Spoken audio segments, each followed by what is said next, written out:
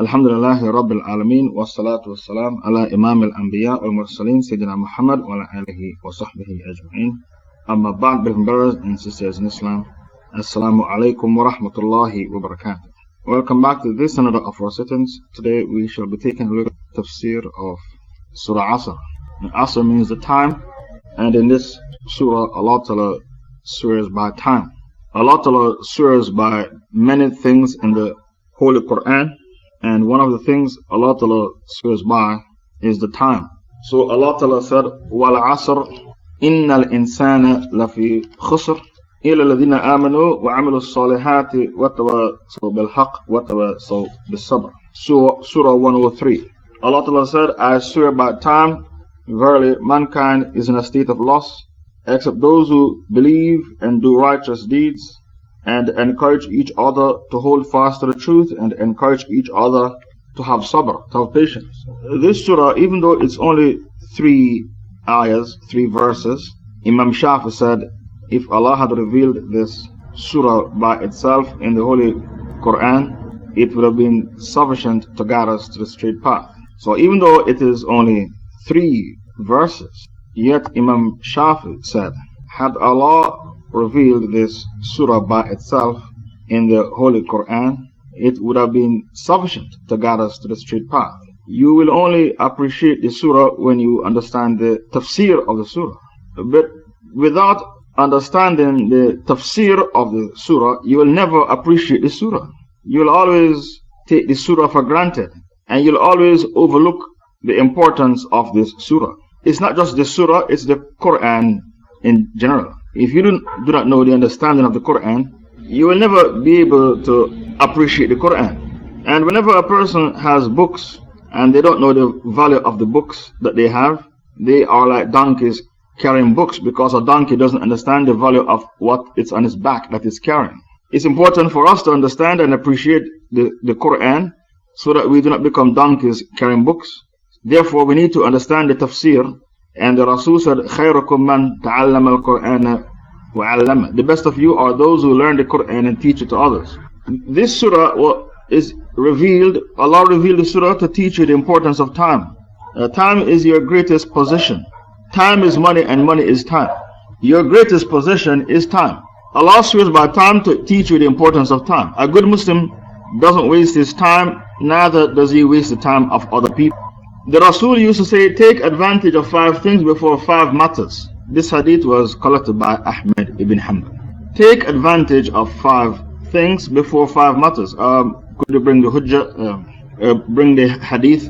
Zabox, could you please bring the hadith? Take advantage of 5 things before 5 matters happen. Wasting time is not a characteristic of a believer, because the wasters are the brothers of the shaitan. Just a minute, brothers and sisters. Have you found the hadith on the day of resurrection? The hadith, take advantage of 5 things. Just a minute, I'll send you the hadith, because you're taking too long to find the hadith. And my dars is not going to flow today, I think. You're taking long to find the hujjah. The person to bring the hujjah is at Salatul Jummah. The person to bring the hujjah is at Salatul Jummah. The Prophet said, take advantage of 5 things. When I ask for the hujjah, I would appreciate if you bring the hujjah. I don't want to have to stop my dars and wait 10 minutes for the hujjah. I have to stop and wait for 10 minutes for the hujjah to be posted. The Prophet ﷺ said, take advantage of 5 matters before 5 other matters. Take advantage of your youth before you become old, your health before you become sick, your wealth before you become poor, and your free time before you become preoccupied. Assalamu alaikum wa rahmatullah. Okay, shukran. We are doing the tafsir of Surah Asr. The great scholar of Islam, Imam Shafi, said, if Allah had revealed this surah by itself, it would have been sufficient to guide mankind to the straight path. So even though this surah is only 3 verses, Imam Shafi said, if Allah had revealed this surah by itself, it would have been sufficient to guide mankind to the straight path. Now, I ask you for the hadith where the Prophet said, take advantage of 5 things before 5 matters happen. Hadith collected by Musnad Ahmed, and it is also found in the Mustadrak of Al-Hakim. Take advantage of 5 matters before 5 matters happen. Your youth before you become old, your health before you become sick, your wealth before you become poor, your free time before you become preoccupied, and your life before you are dead. Time is the most precious thing that you own, and you are supposed to take care of your time and use it wisely and properly. Allah even spoke about free time in the Quran in Surah 94 verse 7. Even Allah Ta'ala spoke about free time in Surah 94 verse 7. So Allah Ta'ala said, فَإِذَا فَرَغْتَ فَانْصَبْ وَإِلَىٰ رَبِّكَ فَارْغَبْ. So when you have your free time, your occupation, when you are free from occupation in your spare time, devote yourself to the worship of Allah. فَإِذَا فَرَغْتَ فَانْصَبْ. And to your Lord alone turn all your intentions and hope. وَإِلَىٰ رَبِّكَ فَارْغَبْ. Why the person who is taking notes has to bring the hujjah? That doesn't make sense to me. That doesn't make sense. The same person who is taking the notes have to bring the hujjah. Anyway, we continue the dars. Allah Ta'ala said in a hadith, mankind continues to abuse me by abusing time. In my hand is the day and the night. Al-layl wa nahar. The night and the day. Bring me the hadith. Mankind continues to abuse me by abusing time. In my hands is the night and the day. Now, what do you understand from this hadith? Mankind continues to abuse me by abusing time. Because this hadith means the sharh. People, when they look in the mirror, they hate themselves. I'm talking old people. Look at my white hair. Look at my wrinkles. Look what time has done to me. People hate old age, so they curse time. Look what time has done to me. I'm 60 years old. My beard is white, and I have wrinkles. I'm at even an appointment with the plastic surgeon to do plastic surgery to have a facelift. Look what time has done to me. Look at me now. I used to be young and handsome, and I could pull any girls. I could chase girls with ease, but not anymore. Look what time has done to me. And they curse time. What Allah is saying in this hadith Qudsi, when you curse time, you are cursing me, Allah, because I am time. Where is the hadith I quoted? Found in Bukhari, Sahih Bukhari. Mankind continues to abuse me by abusing time. So Allah is saying is that when you curse time, you are cursing me, Allah, because I am the creator of time. So you look in the mirror and you hate yourself because of your white hair and wrinkles, and some of your teeth drop out. And you are complaining, I cannot chase girls anymore because I don't have youth in my favor like before. So you start to curse time. Look what time has done to me.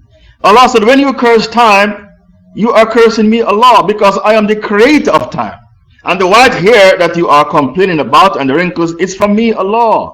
We all age. It's called the aging process. That is the sharh for the hadith which I have quoted. Mankind continues to abuse me by abusing time. A low-life scum of the earth is in the room. I would appreciate if the admins bounce that person. A human devil, a low-life scum of the earth. And I would appreciate if the admins are more alert in my room. I do not want you to be falling asleep in the room. So this is a sharh of the hadith. Mankind continues to abuse me by abusing time. That because of the aging process that we go through, and we hate to be aging, because when you age, you don't have youth in your favor anymore. You can't chase girls anymore. You can't go clubbing and pubbing like before. Your health doesn't allow you to live life in the fast lane. Because you are old, you cannot live life in the fast lane like before. You cannot enjoy your jahiliyyah. You are now old. You can't enjoy jahiliyyah. Your heart wants you to enjoy jahiliyyah, but your health doesn't permit you. Some of you are impotent. So because of your impotence, you blame time and you curse time. Look what time has done to me. The admins have to watch the room, because low lives comes of the earth come to the room and you don't bounce them, and it makes me very, very angry. You have to be alert. A Muslim is supposed to be alert and sharp. You are cursing time because of your impotence. You have the desire to live jahiliyyah, but you can't anymore. Time has caught up with you. So Allah said, mankind continues to abuse me by abusing time. And I am time. In my hands is the things that cause the revolution of night and the day. That is the sharh for the hadith in front of you. Allah Ta'ala swears by time to instill in you the importance of time. The kuffar worship the physical aspects of life because they are lacking in spirituality. A kafir is not spiritual. A kafir is physical. They can't understand spirituality. A kafir is so physical. Adolf Hitler used to tell the doctors to sterilize women who were ugly because the German race has to be a handsome race. Ugly women are not allowed to give birth in Germany. So millions of women were forcefully sterilized. And the women who were allowed to give birth are the tall women with blue eyes and blonde hair. If you're a short German woman and you're a gypsy, you will be sterilized because you're short and ugly. Only tall, pretty women were allowed to give birth in the time of Adolf Hitler. Because by you being ugly and give birth, you bring the German race into disrepute. And the Aryan race is the master race. So why is it that they forcefully sterilize millions of women? Because kafirs, they pay attention to the physical. They can't understand the spiritual. And when they become old and ugly, they cheat on each other because the beauty is gone. And they blame time for the aging process and start to abuse time. Muslims have the attitude of Muslims in regards to time comes in 8 different forms. The attitude of Muslims in regards to time comes in 8 different forms. The first is to ensure you are benefiting from your time. The first one is to ensure you are benefiting from your time. Therefore, you use your time, the time that you have now, that Allah has given to you, which is a great barakah, you use it wisely. So you ensure you are benefiting from time. And the second thing, to use your spare time for ibadah. Because Allah told you, فَإِذَا فَرَقْتَ فَانْصَبْ. When you have spare time, use it for ibadah. For example, to memorize the Quran. To memorize the Quran is ibadah. Some of you only know 3 surahs because you are too busy watching Hollywood and Bollywood movies. You only memorize 3 surahs, some of you. So Surah 94 verse 7, Allah said, فَإِذَا فَرَقْتَ فَانْصَبْ. Use your spare time for ibadah. Where is the ayah I quoted? Surah 94 verse 7. Where is the ayah? Surah 94 verse 7 that I quoted? Now, to ensure, why the same person taking notes have to bring the ayah? Everybody else is a waste of space? I don't understand what's going on. I can cancel the dars if that's what's happening. To ensure you are benefiting from your time. Number 2, to utilize your leisure time for ibadah. That's the second attitude we have towards time. To utilize the leisure time for ibadah, like Allah told you in Surah 94 verse 7. فَإِذَا فَرَغْتَ فَانْصَبْ وَإِلَىٰ رَبِّكَ فَارْغَبْ. To utilize your spare time for ibadah, okay, bring the ayah after. No. That's number 2. Number 2 is to utilize your spare time for ibadah. That's not number 1. Number 1 is to ensure you are benefiting from your time. Number 1, to ensure you are benefiting from your time. Number 2, to use your spare time for acts of ibadah. So some of you only memorize 3 surahs. That's not good enough. Number 3, you compete with each other for good deeds. You use your time to compete with each other for good deeds. Baqarah, Surah 3, 147. Surah 3, 148, sorry. Allah said, hasten to all that which is good. Baqarah 148 rather, hasten to what is good. It's a long ayah, I only want a piece that I've quoted. Fastabiqu al-khayrat. Hasten to all that which is good. It's a long ayah, I only want a piece that I quoted. Fastabiqu al-khayrat. Hasten to all that which is good. Fastabiqu al-khayrat. Hasten to all that which is good. So hasten towards all that is good. Okay, that's the piece of the ayah I'm interested in. Use your time to do good things. That's what Allah is saying. Fastabiqul khairat. Hasten to all that which is good.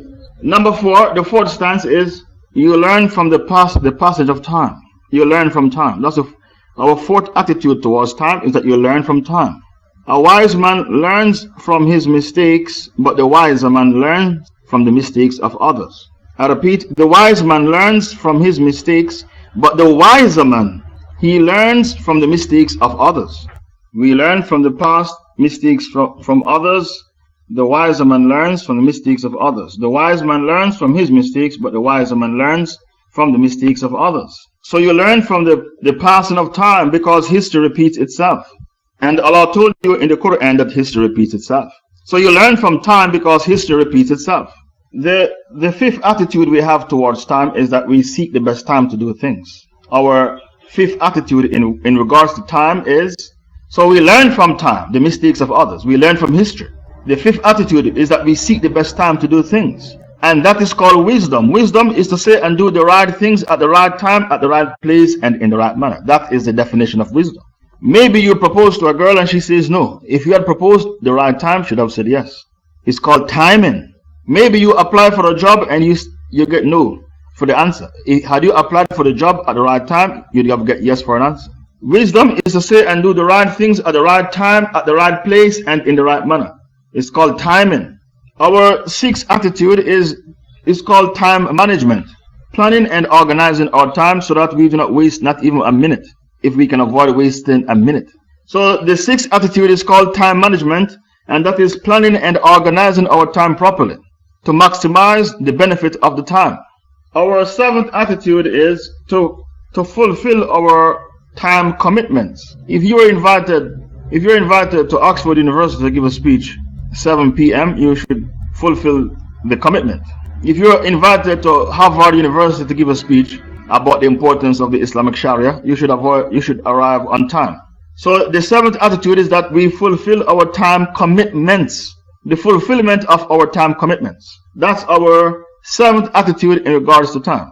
Our eighth attitude is to abstain from activities that waste our time. To abstain from people and activities who waste our time. Stay away from people or activities that waste your time. An example of wasting time is to sit down in front of the TV watching the DVD, watching a Bollywood movie that lasts 2 hours. 2 hours. Time is money and money is time. So where did you get 2 hours from to lose? Who told you you can afford to lose 2 hours? Time is money and money is time, and time is amana, a trust and a gift from Allah. Our eighth attitude is to abstain from people and activities that cause us to waste our time.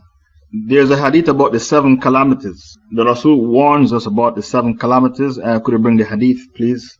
The Holy Prophet used to call on Muslims to take the initiative to do good things before any obstacles arise. For instance, he said, lose no time to do good deeds before you are caught up by the 7 calamities. 7 calamities awaiting you. A starvation which may impair your wisdom. A prosperity which may mislead you. Some people get led astray by wealth. An ailment which may damage your health. An old age which may harm your senses. So when you become old, you become senile. An old person is senile. Some of them become senile. A sudden death, the Dajjal, the Antichrist, or Doomsday, which is indeed the hardest and most bitter. Okay, shukran for the hujjah. In order to realize the importance of time, ask a student in order to realize the importance of 1 year. And the person taking notes, the importance of 1 year. The person who is taking notes, the importance of 1 year. In order to understand the importance of 1 year, ask a college student who failed and has to repeat a whole year. Ask a college student who failed and needs to repeat a whole year. In order to understand the importance of 1 year, ask a college student who failed and needs to repeat a whole year. In order to understand the importance of a month, where is the notes? Could you spell failed the way I spelled it? In order to understand the importance of a month, ask a mother who delivered a premature baby, and the baby has to be on the incubator. The next thing, the importance of 1 month.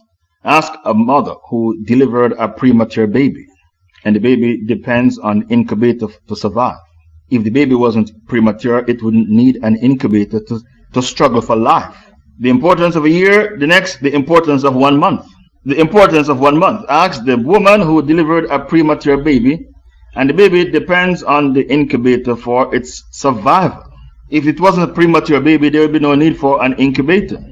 To realize the importance of a week, ask the editor of a weekly magazine.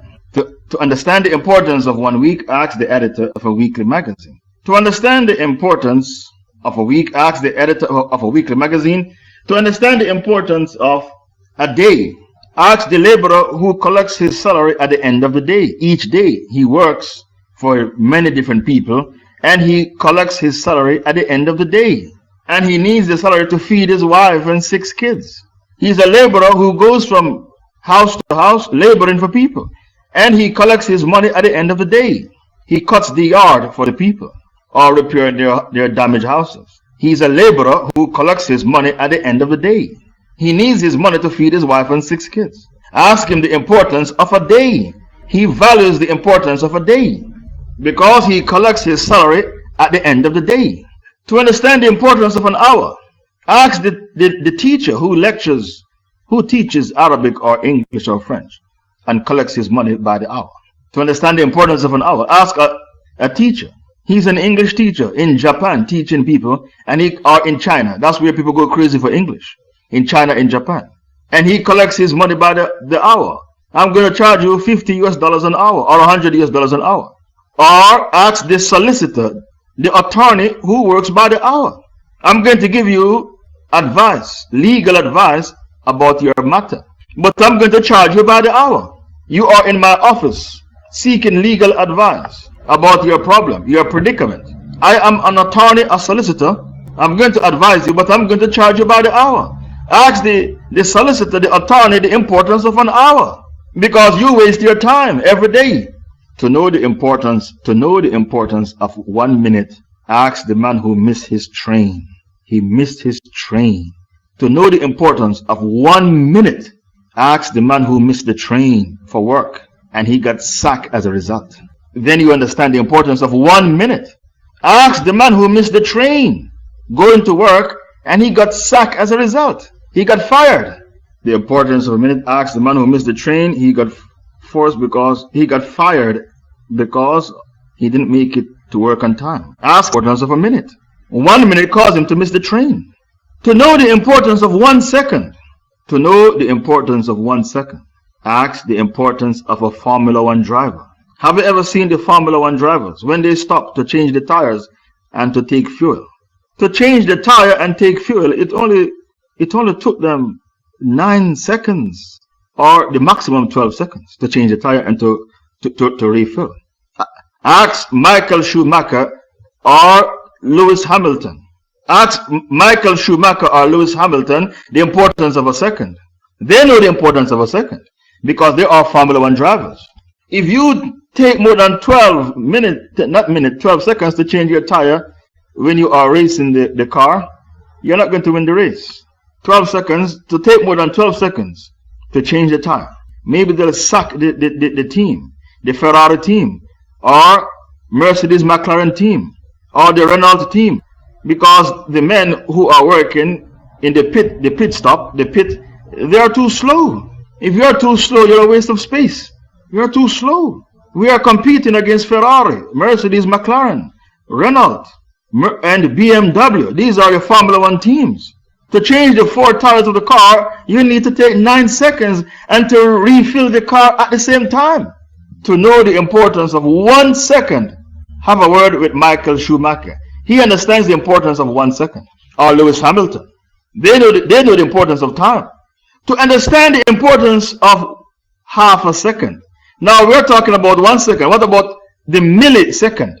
To know the importance of the millisecond, ask the man who won a silver medal at the Olympics. He was defeated by the man who won the gold medal by a millisecond, half a second.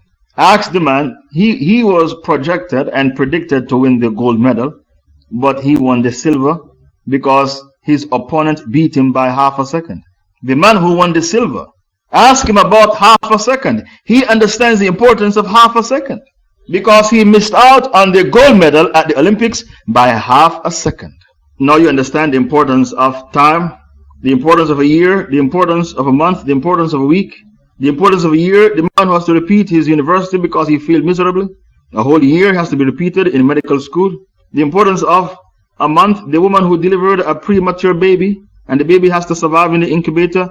If the baby had stayed in her belly long enough, it would not need an incubator, and she's suffering anxieties. Is the baby going to survive? Is the baby going to die?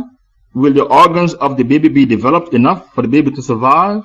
To know the importance of a week, ask the man who earns his money by editor of a weekly magazine the importance of a day. Ask the man who is a laborer, going from house to house, cutting the yard, cutting the bushes in the yard, and he collects his money at the end of the day. Each day he collects the money. Ask him the importance of a day because he needs the money to feed his wife and kids. To know the importance of an hour, speak to the attorney. He's a professional, the solicitor, the barrister, because he works by the hour. You come to me for legal advice, I will advise you, but I'm going to charge you by the hour. Or the man who is in China teaching English, that's where people need English teachers in China, and he's teaching English in Shanghai, China, and he's charging them $70 an hour for each client. He knows the importance of an hour. To know the importance of a minute, ask the man who missed the train. And he got fired from his job because he missed the train by 1 minute. He understands the importance of a minute. The man who got fired from his job by missing the train by 1 minute. And to understand the importance of 1 second, have a word with Lewis Hamilton or Michael Schumacher, the Formula One drivers. Because when they stop for fuel and to put 4 new tires, it only takes them 9 seconds. To go over 12 seconds, they will fire the team because they are too slow. They are a waste of space. If you are too slow, you're a waste of space. To understand the importance of half a second, ask the man who was disappointed in the Olympics. It was predicted he's going to win gold, but he won silver. His opponent beat him by half a second. He understands the importance of half a second. Time is of the essence. Time is important. Why do you think in your high street, the city center, there's a sign? We cut your keys while you wait. We fix your computer while you wait. Everything while you wait. We fix your computer while you wait. We can fix your TV while you wait. Everything while you wait. No one wants to be told, come back tomorrow. Everything has to be done on time, the same day. That's how people are. And man by nature is impatient. Surah 17:11. وَكَانَ الْإِنسَانُ عَجُولًا. You found the ayah. Verily man was created very impatient. Okay, I was thinking of Surah 17 verse 11. وَكَانَ الْإِنسَانُ عَجُولًا. Man by nature is impatient. Man evokes for evil as he evokes for good and is hasty. And man is ever hasty. Okay, that's the part of the ayah I'm interested in. And man is ever hasty. But your ayah is even better than the one that I was thinking about. Allah said, وَكَانَ الْإِنسَانُ عَجُولًا. Man by nature is impatient. Surah 17 verse 11. Man is ever hasty. A computer 486. When 486 computers came out, people go crazy for that. When Pentium came out, people go crazy for that. Technology that people go crazy for 10 years ago, people don't use that technology anymore. They dump it in the bin because that technology is slow. Time is of the essence. There are some computers that came out some 10 years ago, 15 years ago, that people went crazy for.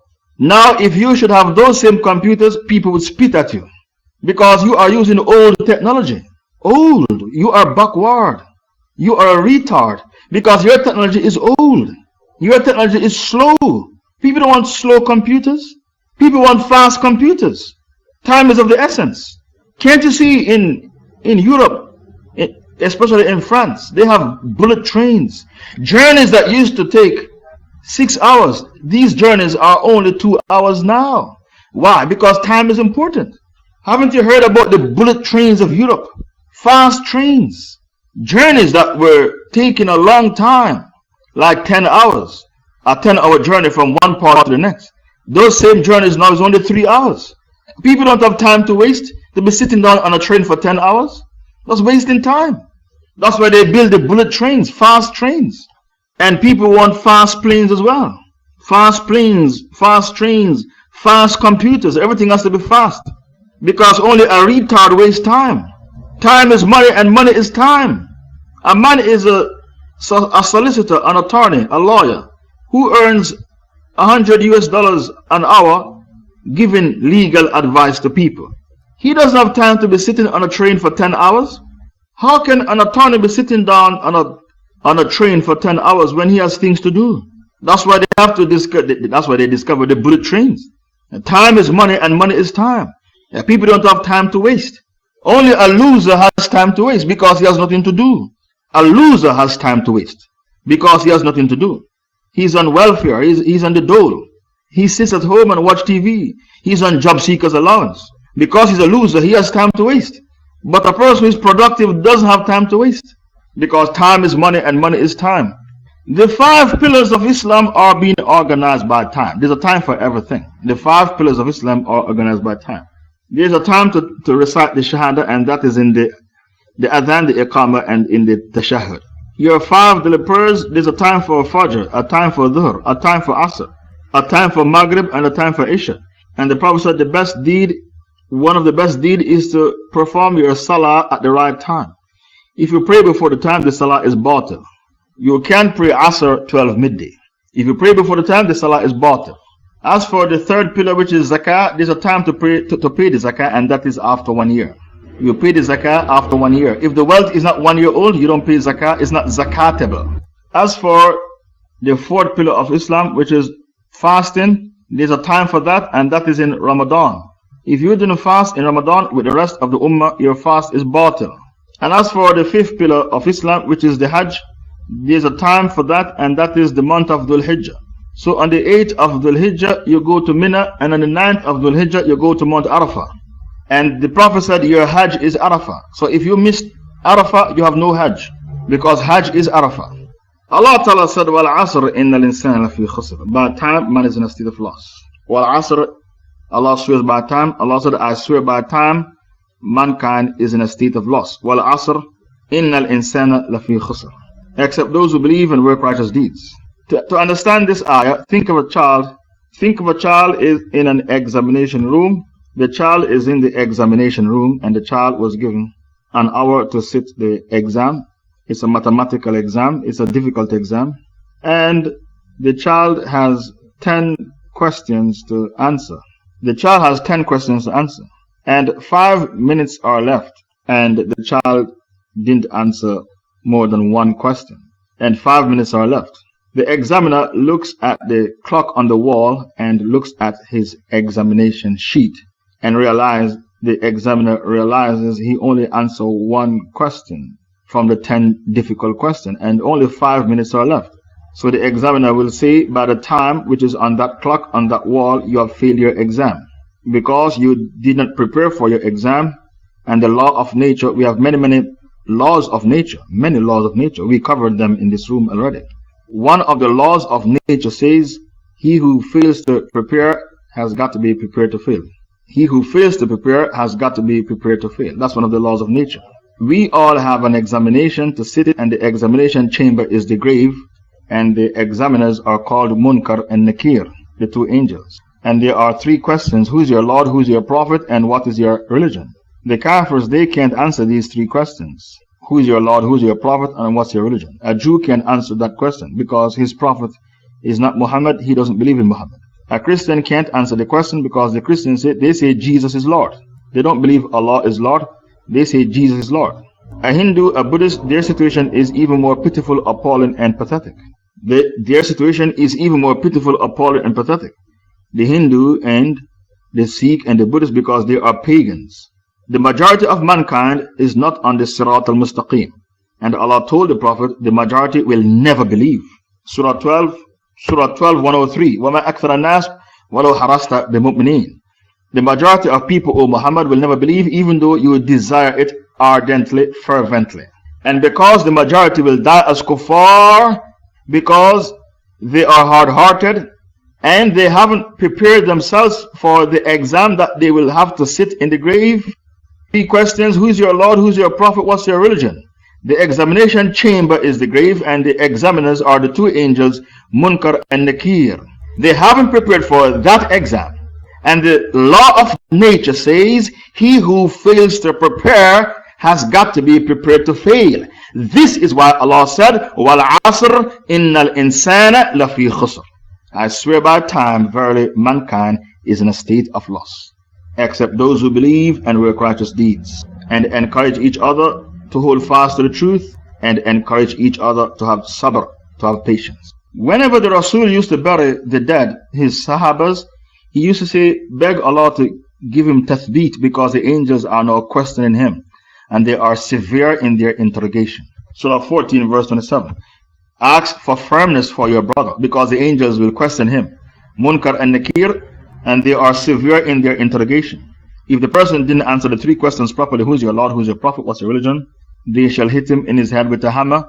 He will cry out, and everyone will hear him crying out, except Al-Thaqalain. Thaqalain means man and jinn.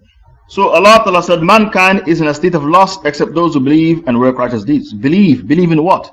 Believe here means to believe in the 6 pillars of Iman. To believe in Allah, His angels, His books, to believe in His prophets and messengers, to believe in Judgment Day, and to believe in Qadr. That is what Allah meant when Allah said, except those who believe. Believe in what? To believe in the 6 pillars of Iman. To believe in Allah, His angels, His books. In this case, the Quran, because it's the only valid book on the face of the earth. Every other book is corrupted. To believe in His prophets and messengers, to believe in Judgment Day, and to believe in destiny, Qadr. Your Iman has branches, it has over 70 branches. The highest is to say La ilaha illallah, and the lowest is to remove a harmful thing from the road, and to feel shy is a branch. To feel shy, bring me the hadith, to feel shy is a branch of Iman. Iman, faith, is slightly, the Arabic word bid is used here, and it refers to a number from 3 to 9, more than 70 branches, or slightly more than 60 branches. The best of those branches is to say La ilaha illallah, and the lowest branch is to remove a harmful thing from the road. And haya, modesty, shyness, is a branch of Iman. Bukhari, Muslim, Abu Dawud, and Ibn Majah. Your Iman, not only does it have over 70 branches, your Iman, it rise and fall. And those who do not believe our Iman rise and fall, they are deviants. Because Allah told you in Surah 3, 173, I caused the Sahabas to grow in Iman while they were marching to the battle of Uhud. And whenever Allah would send down a surah, the Munafiqun in Medina used to say sarcastically, which one of you had his Iman increased by this? The Munafiqun, they used to say sarcastically, which one of you had his Iman increased by this? Allah said, I caused them to grow in Iman. Surah 9, 124. So Allah said in Tawbah 124, the Munafiqun used to say sarcastically, who had his Iman increased by this? Allah said, I caused them to grow in Iman. So those of you who do not believe our Iman rise and fall, your Aqidah is wrong, and your Aqidah contradicts the Quran. Likewise, our actions are a part of our Iman. I am aware of the fact that there are people out there who believe our actions are not a part of our Iman, but that Aqidah is wrong. It's not the Aqidah of Ahlul Sunnah wal Jama'ah, it's the Aqidah of the Murji'ah. And when you say our actions are not a part of our Iman, your Aqidah contradicts the Holy Quran. Because the Sahabas used to pray to Jerusalem, and then Allah told them to face Mecca instead. And they approached the Prophet and said, what about our Salah to Jerusalem? Do we get any barakah for that? When they asked the Prophet that question, Allah revealed Baqarah 143, and Allah, I will never make your Iman go to waste. I will never. وَمَا كَانَ اللَّهُ لِيُضِيعَ إِيمَانَكُمْ. It is not for Allah to make your Iman go to waste. It's a very long ayah. I only want a piece of the ayah that I quoted. And Allah would never make your faith to be lost. What faith? Your action of praying to Jerusalem is Iman, and I will never let it go to waste. What Allah said, your actions of praying to Jerusalem is Iman. That action is Iman, and I will never let your Iman go to waste. I will give you reward for your action of facing Jerusalem. This is the ayah used by the scholars to say that our actions are a part of our Iman. So Allah said, إِلَّذِينَ آمَنُوا وَعَمِلُوا الصَّالِحَاتِ. Now how can you tell when your action is Amil Salihat? How can you tell that your action is Salihat? How can you tell that your deed is a pious deed? In order for your deed to be classified as a pious deed, conditions have to be found. It has to be done with ikhlas niyyah, sincere intention, and it has to be done in accordance with the sunnah of the Prophet. These are the two conditions for your action to be classified as Amil Salihat. Salihat, righteous deeds. It has to be done in accordance with the sunnah of the Prophet, and it has to be done with sincere intention. Some people are sincere, but they are sincerely wrong. Why? Because what they are doing is not in accordance with the sunnah of the Prophet. So many people are sincere, but they are sincerely wrong. Then Allah said, وَتَوَاسَوْا بِالْحَقِّ وَتَوَاسَوْا بِالصَّبْرِ. وَتَوَاسَوْا بِالْحَقِّ وَتَوَاسَوْا بِالصَّبْرِ. Encourage each other to hang on to the truth, and encourage each other to have sabr. Why did Allah say وَتَوَاسَوْا بِالْحَقِّ وَتَوَاسَوْا بِالصَّبْرِ? Allah mentioned the haqq, the truth, and then Allah said sabr afterwards. Why did Allah mention sabr after the haqq?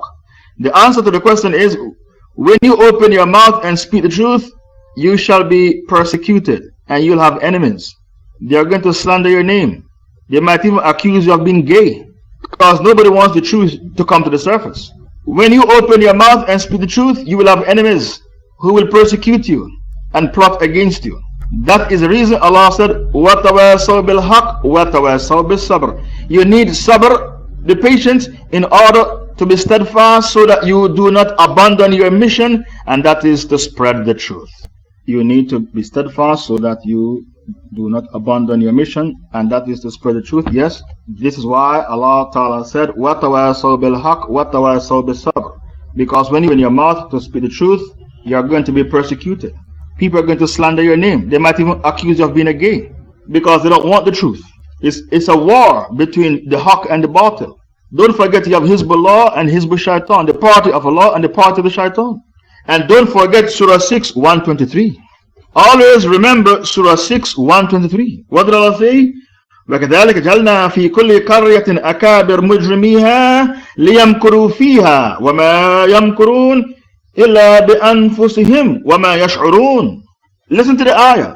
And therefore we have set up in every town great ones of its wicked people to plot and plan against the truth.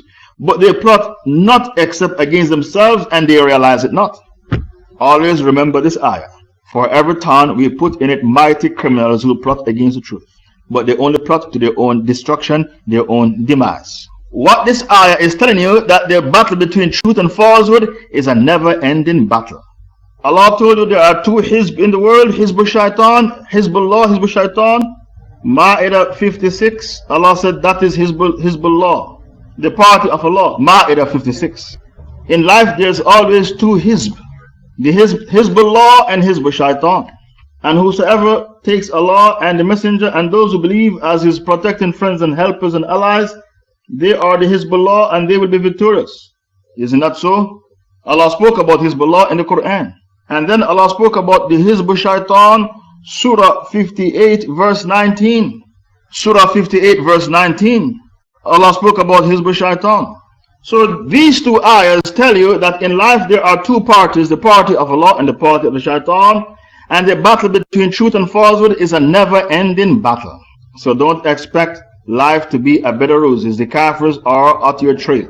استحوذ عليهم الشيطان فأنساهم ذكر الله أولئك حزب الشيطان ألا إن حزب الشيطان هم الخاسرون.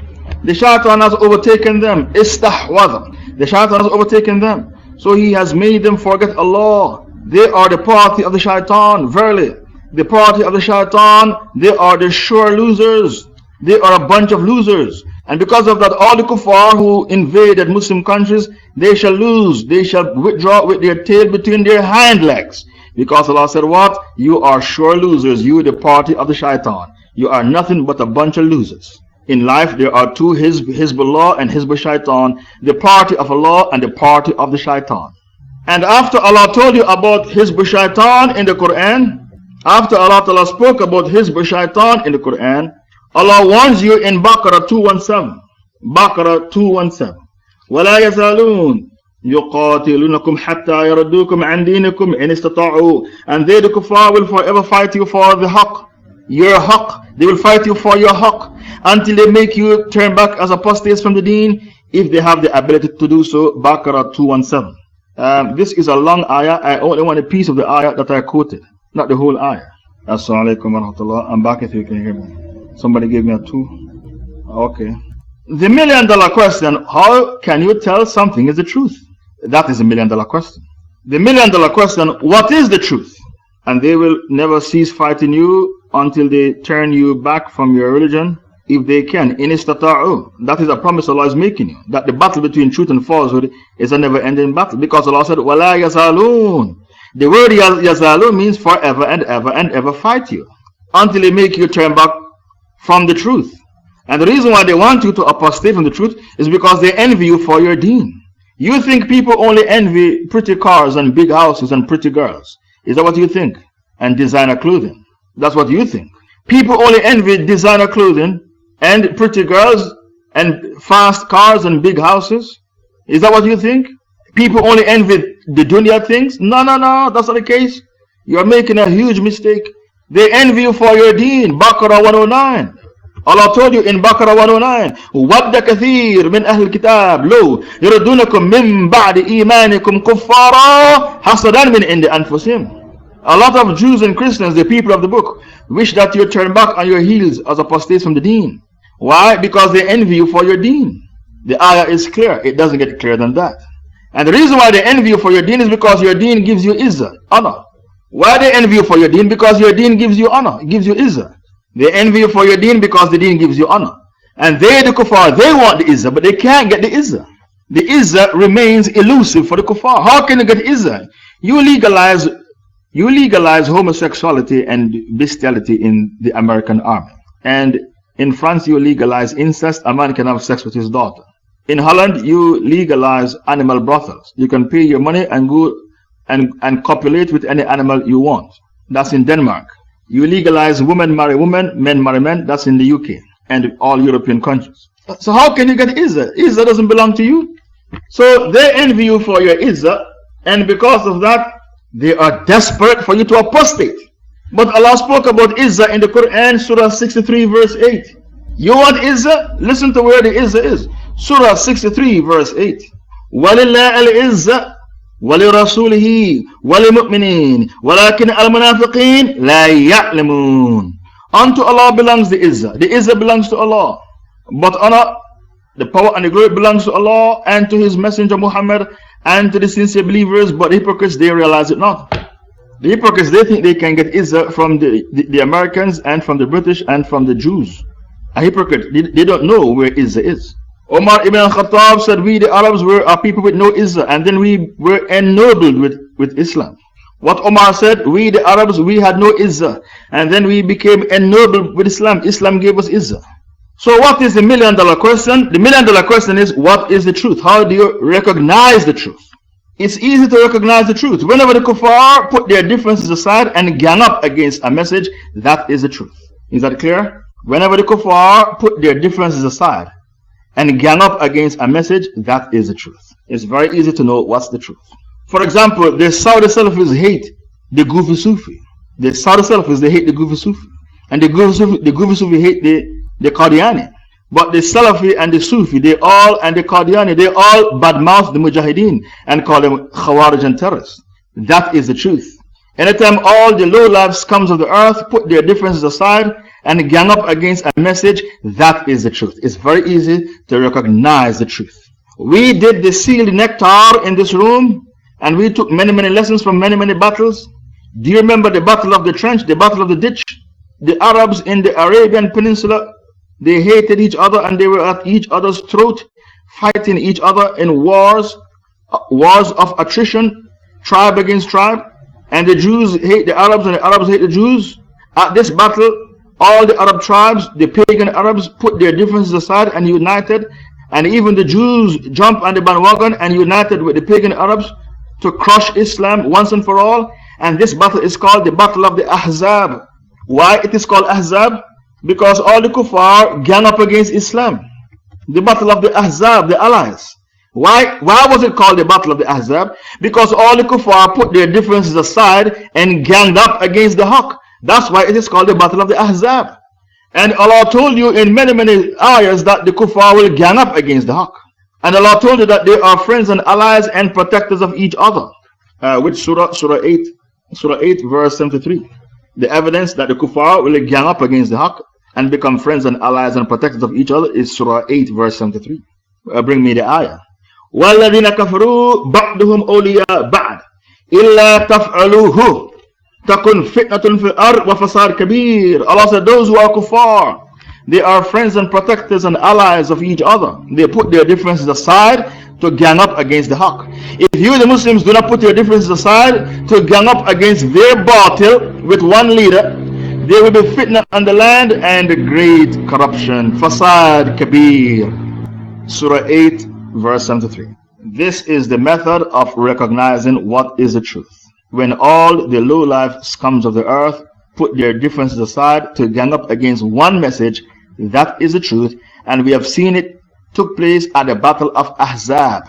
And history repeats itself. And because history repeats itself, Allah told you the stories of all the prophets, the previous prophets who came before Muhammad. There are 3 reasons why history repeats itself. Do you remember the 3 reasons I gave you why history repeats itself?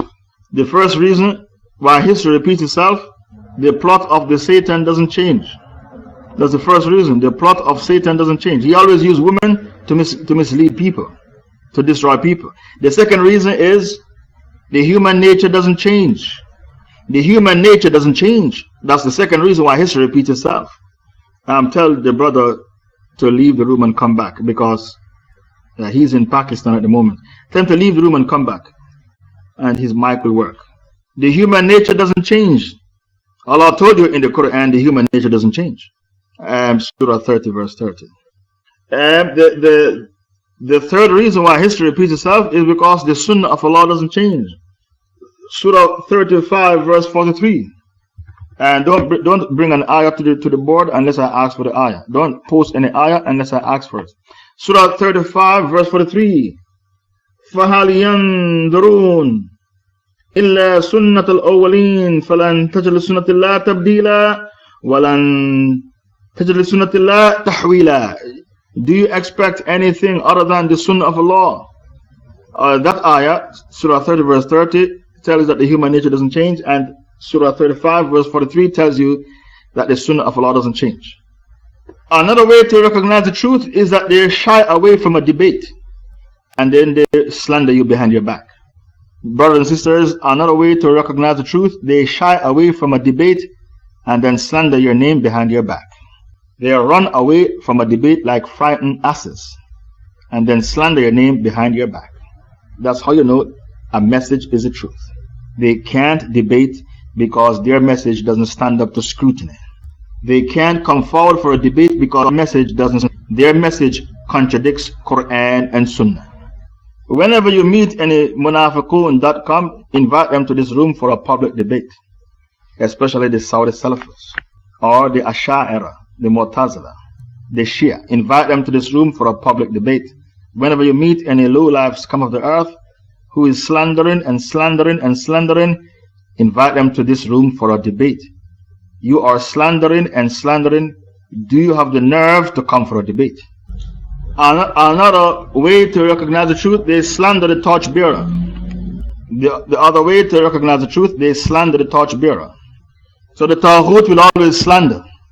They call the Prophet a madman, a soothsayer, a fortune teller, and Allah revealed, وَيْلٌ لِكُلِّ هُمَزَةٍ لُمَزَةٍ الَّذِي جَمَعَ مَالًا وَعَدَّدَ.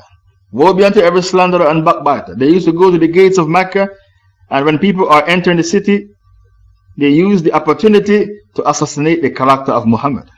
So Allah revealed, وَيْلٌ لِكُلِّ هُمَزَةٍ لُمَزَةٍ الَّذِي جَمَعَ مَالًا وَعَدَّدَ. Woe be unto every slanderer and backbiter who piles up wealth and think it will save him. So, Assalamu alaikum, I'm back if you can hear me. The next chapter, the five stages to fight the truth. The 5 stages to fight the truth. The first step is that they ignore you and think you are going to run out of words. Let's ignore him, he's going to run out of words. The first step, they ignore you, thinking you will run out of words. And you are going through a phase which will phase out. They think you are like a fizz. When you open the Pepsi and it goes up and it comes down with no substance, a fizz. They think you are going to run out of words. And the second step is that they try to buy you out when they see that your followers are growing. The second step, they try to buy you out. So they approached the Prophet to buy him out, and he said, if you put the sun in my right hand and the moon in my left hand, for me to abandon the truth, I'll never abandon the truth. The Prophet said, if you put the sun in my right hand and the moon in my left, I'll never abandon the truth. He said, we'll give you money, we'll give you leadership, we'll give you a woman for you to abandon preaching your message. It's called to dangle the carrot in front of the person. To dangle a carrot in front of the person. The third step is they slander your name when you refuse to sell out. The third stage, they slander your name because you refuse to sell out. They slander you because you refuse to sell out. Okay, yes, that's the third stage. The fourth stage, they put on you sanction and embargo to starve you to abandon the faith. They did that to the Prophet for 3 years in Mecca. The fourth stage is called the sanctions and the embargo. And the purpose of the sanction and the embargo is to starve you until you abandon Islam. We are going to starve you until you give up your faith. They did it to the Prophet for 3 years in Mecca. The fifth and final stage is called to kill you physically, to kill you. So when they try to assassinate your character with propaganda warfare and it didn't work, they now try to kill you physically, like they killed Imam Anwar Awlaki and his 16-year-old son. They tried to use Fox News to slander Imam Anwar Awlaki and it failed. Fox News said bad things about Imam Anwar Awlaki. That failed. So they killed him physically. When their propaganda warfare failed, they attack you and kill you physically. They put 7 young men outside the doorstep of the Prophet to kill him when he was migrating from Mecca to Medina, and he sprinkled dust in their heads and recited Surah Yasin verse 9, وَجَعَلْنَا مِن بَيْنِ أَيْدِيهِمْ صَدًّا وَمِنْ خَلْفِهِمْ صَدًّا فَأَغْشَيْنَاهُمْ فَهُمْ لَا يُبْصِرُونَ. We have put in front of them a barrier, and we have put behind them a barrier. We have made them blind so they could not see. Surah Yasin verse 9. وَجَعَلْنَا مِن بَيْنِ أَيْدِيهِمْ صَدًّا وَمِنْ خَلْفِهِمْ صَدًّا فَأَغْشَيْنَاهُمْ فَهُمْ لَا يُبْصِرُونَ. This was the ayah the Prophet recited as he was migrating from Mecca to Medina, and they could not see him. The reason why the kuffar are bent on fighting the truth is because they worship their evil and corrupted desires. It's all about hawa, evil desires, corrupted desires. This is why they are bent on fighting against the Sharia. Why the French are in Mali to uproot the Sharia? Because the French, they hate the Sharia. They make it halal for a man to have sex with his wife in France and his daughter. You can date your own daughter in France. The French are the evilest people in the world. That's why they are in Mali, to uproot the Sharia. But they shall fail. They shall fail. The evidence to prove that they worship their evil and corrupted desires, Surah 45 verse 23. أَفَرَأَيْتَ مَنِ اتَّخَذَ إِلَهُ هَوَاهُ. Having seen he who worships instead of Allah his evil and corrupted desires. Allah warned you that they worship their evil and corrupted desires. Surah 45 verse 23. So this is the reason why they panic and they are petrified and terrified when they hear the word Sharia, because they worship their evil and corrupted desires, like Allah told you in Surah 45 verse 23. So because of that, the word Sharia touch a nerve with them. They are horrified, petrified and terrified by hearing the word Sharia. So the battle between truth and falsehood is a never-ending battle, because some people worship Allah and some people worship their evil and corrupted desires. And those who put their tawakkul in their weapons, that they can use their weapons to uproot the Sharia. Wherever it's implemented, we can invade and uproot it. And then they are confident because the hypocrites are with them, like the Gulf states. They always finance the killing of Muslims, the Gulf states. So because the hypocrites are with them, the Saudis are financing the French to kill the Muslims in Mali for Sharia. Because the apostates and hypocrites are with them, they are confident that they will win the battle against Islam. But Allah Ta'ala did make a promise. Allah Ta'ala made many promises. One of the promises of Allah can be found in Surah 8 verse 36. إِنَّ الَّذِينَ كَفَرُوا يُنْفِقُونَ أَمْوَالَهُمْ لِيَصُدُّوا عَنْ سَبِيلِ اللَّهِ فَسَيُنْفِقُونَهَا ثُمَّ تَكُونُ عَلَيْهِمْ حَسْرَةٌ ثُمَّ يُغْلَبُونَ وَالَّذِينَ كَفَرُوا إِلَى جَهَنَّمَ يُحْشَرُونَ. Surah 8 verse 36. Allah made a promise. Verily those who disbelieve, they spend their wealth to hinder men from the path of Allah, and they will continue to spend it. But in the end it will become a source of anguish for them, and then they'll suffer a humiliating defeat on the battlefield at the hands of the Mujahideen. They will be overcome, and those who disbelieve will be gathered together in the hellfire. This is the tafsir of Surah Asr, the surah that tells you the importance of time. I will now pause and take 3 questions. And please be quick with your questions. I have to go somewhere. I have to go to Salat al-Jumu'ah. It's 10:44. So I won't take any questions. I'm sorry. I didn't realize the time was so late. I will relinquish the mic. Subhanaka Allahumma wa bihamdik. Ashhadu an la ilaha illa anta astaghfiruka wa atubu ilayk.